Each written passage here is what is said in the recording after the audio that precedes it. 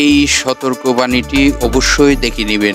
সম্মানিত বিনিয়োগকারী ভাই ও বোনেরা, আজ শনিবার আপনাদের সাথে একটি স্টকের খুবই গুরুত্বপূর্ণ আলোচনা করব।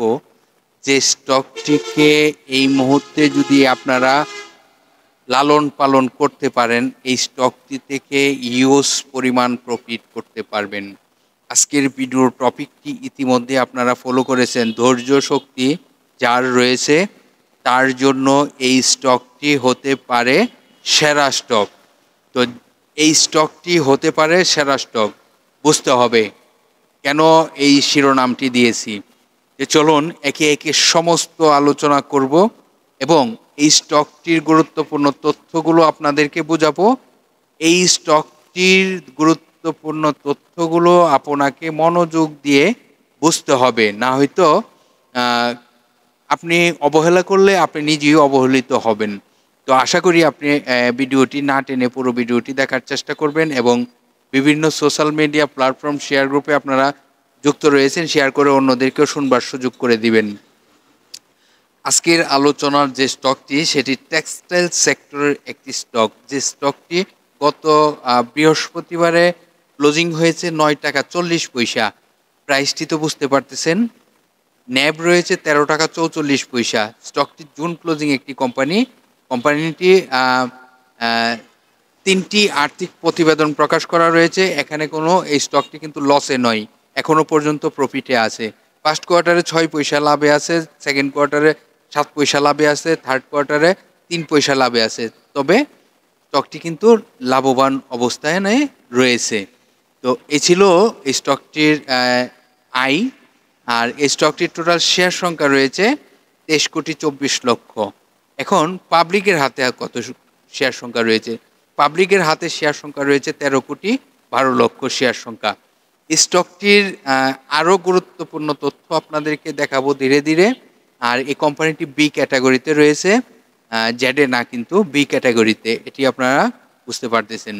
আজকের আলোচনার যে স্টকটি, সেই স্টকটির জানাবো আরএসআই কত, জানাবো স্টকটির সাপোর্ট কোথায়, জানাবো স্টকটি এখান থেকে ইউটার্ন আসলে রেজিস্ট্যান্স কোথায়।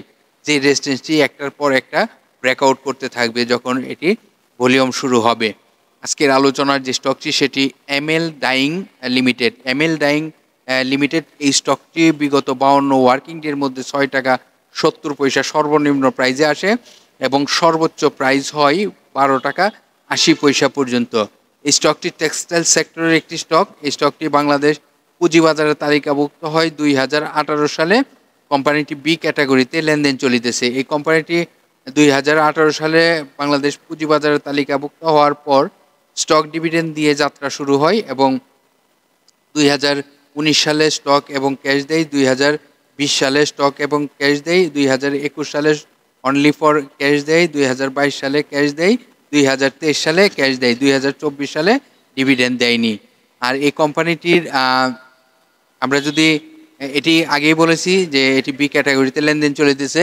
এই কোম্পানিটির আমরা যদি শর্ট টাইম এবং লং টাইমের লোন দেখি তাহলে দেখতেই পারতেছি শর্ট টাইমের জন্য সামথিং লোন রয়েছে, লং টাইমের জন্য কোনো লোন নেই। চমৎকার একটি অবস্থান।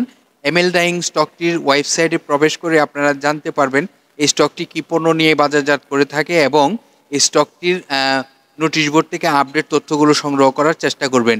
এখন আপনাদেরকে দেখাবো এই স্টকটি আরএসআই কত। আরএসআই একটি স্টকের দেখে কিন্তু আমরা বুঝতে পারি স্টকটি কি প্রাইস আপে রয়েছে না ডাউনে রয়েছে। আর আজকের আলোচনার যে স্টকটি এমএল ডাইং স্টকটির আরএসআই রয়েছে 47.9, 47-এ আমরা ধরতে পারি। এবং এই স্টকটি যদি কোনো কারণবশতে কারেকশন হয় তাহলে তার সাপোর্ট হলো 8 টাকা 90 পয়সা। এবং এই স্টকটি যদি এই মার্কেটে ভালো ভলিউম চলে আসে এবং ভালো কিছু করতে হয় তাহলে তার একটি রেজিস্ট্যান্স দিয়ে যাত্রা শুরু করবে, যে রেজিস্ট্যান্সটি আপনাদেরকে দেখানোর চেষ্টা করব। সর্বপ্রথম আমরা ফলো করতে হবে 10 টাকা 20 পয়সা রেজিস্ট্যান্স। এই রেজিস্ট্যান্সটি যখন ব্রেকআউট করতে পারবে তারপর একটার পর একটা ধাপ শুরু হবে 11 টাকা। তারপর আরও ভালো ভালো প্রাইস আপনাদেরকে জানাবো, কিন্তু 11 টাকাটা পর্যন্ত আপনারা অপেক্ষা করেন।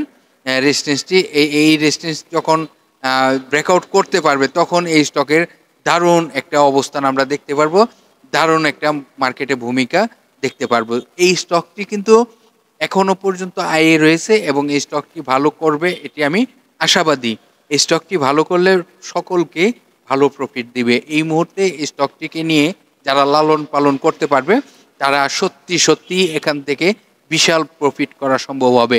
এখনো পর্যন্ত যে প্রাইজে রয়েছে স্টকটি খুবই লো প্রাইজে। তো ন্যাপ কিন্তু এই প্রাইজের থেকে অনেক ভালো রয়েছে। আজকের আলোচনা এমএল ডাইং স্টকটির গুরুত্বপূর্ণ তথ্যগুলো আশা করি আপনারা বিভিন্ন সোশ্যাল মিডিয়া প্ল্যাটফর্মে শেয়ার গ্রুপে শেয়ার করে অন্যদেরকে শুনবার সুযোগ করে দিবেন। ধন্যবাদ সকল বিনিয়োগকারী ভাই বোনেদেরকে। আজকের মতো এখানেই বিদায় নিচ্ছি। আগামীকাল আবার আলোচনা হবে। ততক্ষণ পর্যন্ত সকলে সুস্থ থাকেন, ভালো থাকেন।